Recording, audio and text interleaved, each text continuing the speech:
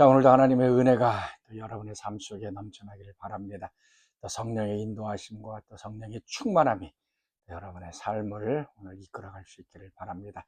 하나님은 만홀의 여기심을 받지 않는다. 속임을 받지 않는다라고 말씀하셨습니다. 무엇으로 우리가 심든지 그대로 거둔다라고 말씀합니다. 우리가 악을 심으면 악을 걷게 되어지고, 우리가 또 선을 심으면 아름다운 선의 열매가 맺혀집니다. 우리의 삶 속에 뒤바뀌어져서 우리의 행동과 바뀌어져서 얻는 결과는 없습니다. 우리가 행동 그대로, 또 우리가 말한 그대로 우리 삶 속에 드러나게 되어질 것입니다. 자, 오늘도 하나님 앞에 믿음으로 나아가는 귀한 하루 될 수 있기를 바랍니다. 자, 오늘 나홈서 2장 1절에서 7절 말씀 같이 보도록 하겠습니다. 파괴하는 자가 너를 치러 올라왔나니 너는 산성을 지키며 길을 파수하며 내 허리를 견고히 묶고 내 힘을 크게 굳게 할지어다. 여호와께서 야곱의 영광을 회복하시되 이스라엘의 영광 같게 하시나니 이는 약탈자들이 약탈하였고 또 그들의 포도나무 가지를 없이 하였습니다. 그의 용사들의 방패는 붉고 그의 무사들의 옷도 붉으며 그 항우를 버리는 날에 병거의 새가 번쩍이고 노송나무 창이 요동하는도다. 그 병거는 미친 듯이 거리를 달리며 대로에서 이리저리 빨리 달리니 그 모양이 횃불 같고 빠르기가 번개 같도다. 그가 그의 존귀한 자들을 생각해내니 그들이 엎드러질 듯이 달려서 급히 성에 이르러 막을 것을 준비하도다. 강들의 수문이 열리고 왕궁이 소멸되며 정한 대로 왕후가 벌거벗은 몸으로 끌려가니 그 모든 시녀들이 가슴을 치며 비둘기같이 슬피 우는도다. 자, 오늘 말씀 보면 이제 아수르가 결국 이제 멸망하는 모습이 이제 나타나고 있습니다. 나홈 선지자가 비전으로 봤던 그런 장면입니다. 실제적으로 BC 612년도에 바벨론과 메대 두 연합군이 아수르를 정복하게 되어졌습니다. 하나님께서 왜 이 아수르를 멸망하게 하셨는가?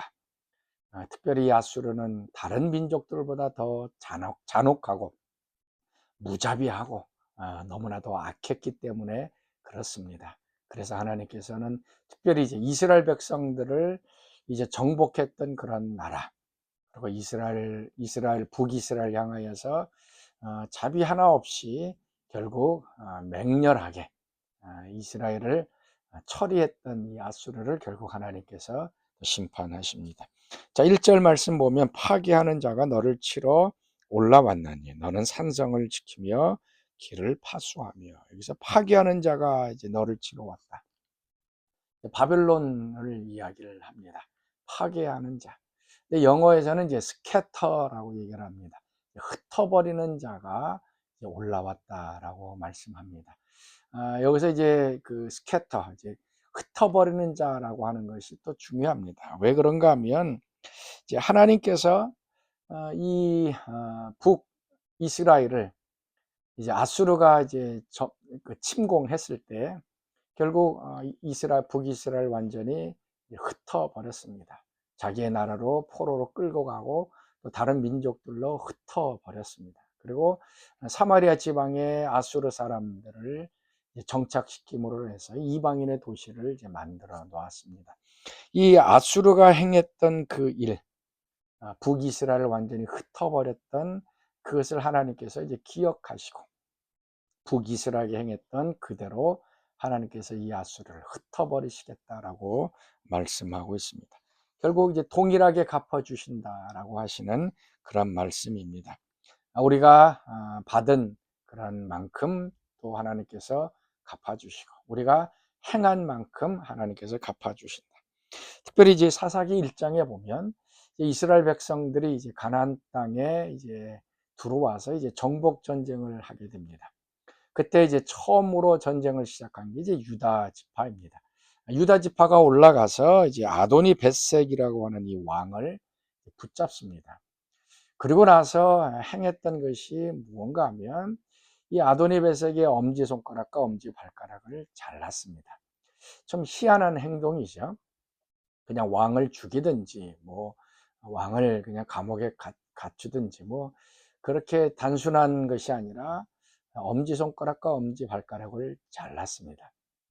그러고 났더니 아도니 베섹이 하는 말이 무엇인가 하면, 내가 예전에 다른 나라 왕 70명을 지금 똑같이 엄지손가락과 엄지발가락을 잘랐다. 근데 하나님께서 내가 행한 그대로 나에게 행했다라고 이야기를 하고 있습니다.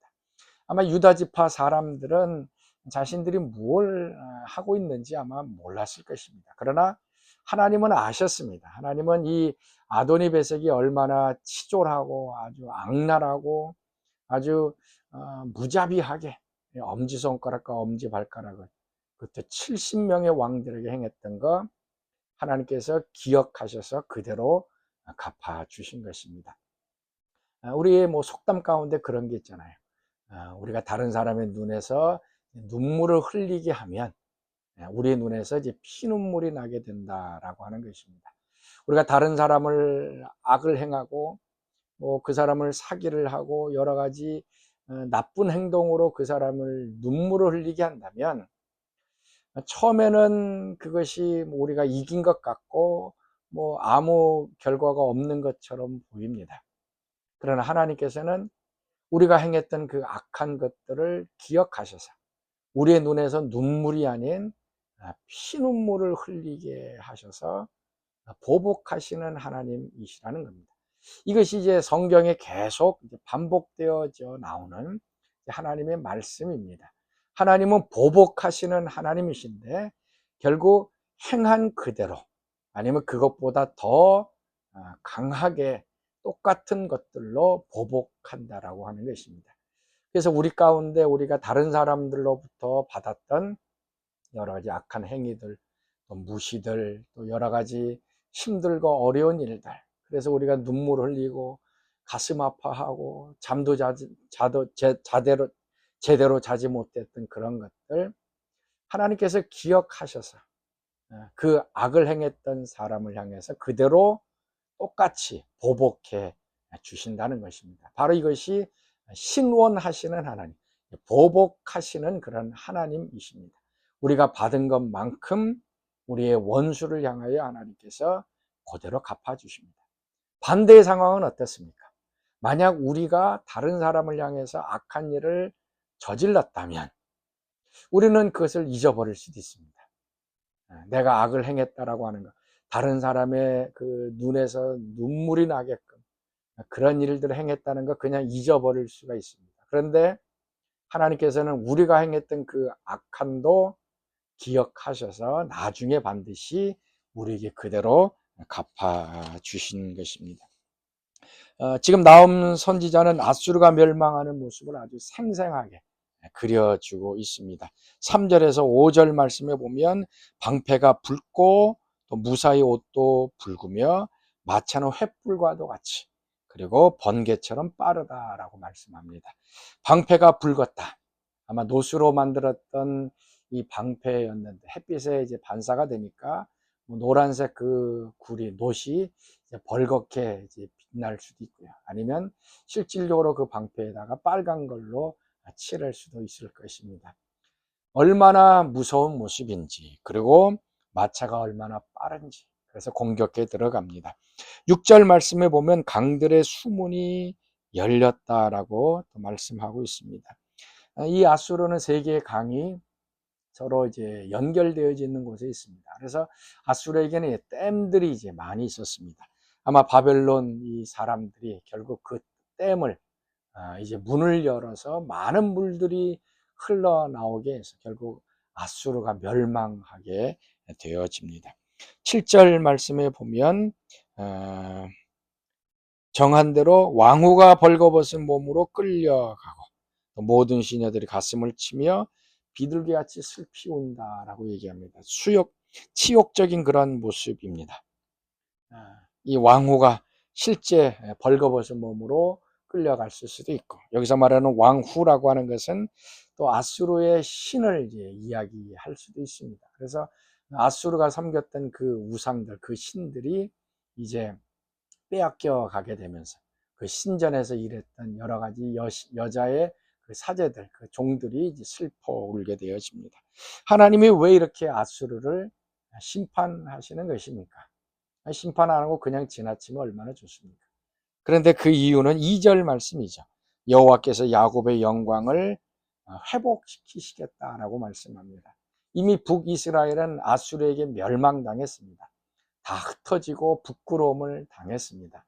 하나님께서 그걸 그냥 잊어버리시고 아무것도 안 하는 것이 아니라 하나님께서는 아수르가 행했던 것을 기억하셔서 그대로 아수르에게 갚아주시면서 북이스라엘의 영광을 다시 회복시켜 주시는 것입니다. 하나님께서 왜 이렇게 심판을 하시고 이렇게 성난 하나님의 모습을 하고 계시는가? 우리는 이제 구약의 성경을 읽다 보면 이해되지 않는 부분이죠. 하나님은 왜 이렇게 분노하시고 심판하시는가? 그냥 인자와 자비가 있고 그냥 해해하는 그런 하나님으로 계시면 얼마나 좋은가라고 우리는 생각하게 되어집니다. 그러나 심판하지 않는 하나님, 선이든 악이든 그 어떤 것에 대해서도 진노나 보복이나 심판하지 않는 하나님은 죽은 하나님입니다. 종이 호랑이 같이 아무 쓸모없는 신입니다. 형이상학적인 철학적인 그냥 관념적인 신에 불과합니다. 그러나 정말 살아계신 하나님은 불의와 악을 바라보면 그거 못 참습니다. 그래서 이 그 정의로운 분노가 일어나서 결국 그 악한 자들을 심판하시는 것이 하나님의 공의인 것입니다. 그래서 심판하신 하나님 바라보면서 우리가 왜 하나님이 저러지 그게 아니라 심판하시는 하나님이 자비의 하나님이시고 공의의 하나님이시고 그래서 악인들을 심판함으로 인하여 하나님의 백성들을 다시 회복시키시고 구원하시는 하나님이 오늘 우리의 하나님이 되시는 것입니다. 오늘 말씀을 통해서 무너지지 않을 것 같은 것들이 무너진다는 것 오늘 좀 기억할 수 있기를 바랍니다. 아수르, 니느웨 난공불락이었습니다. 막강한 성이었습니다. 무너지지 않을 것 같이 보였습니다. 그러나 하나님께서 그 성을 무너뜨리셨습니다. 오늘 우리를 대적하는 여러 가지 원수나 환경이나 사람들 무너지지 않을 것 같고 영원히 있을 것 같이 보여집니다. 그러나 하나님께서 우리가 당한 것, 우리가 억울한 것 하나님께서 기억해 주셔서 그대로 갚아주시고 무너뜨려 주시는 하나님이신가 오늘 믿고 그 하나님께 나아갈 수 있기를 바랍니다.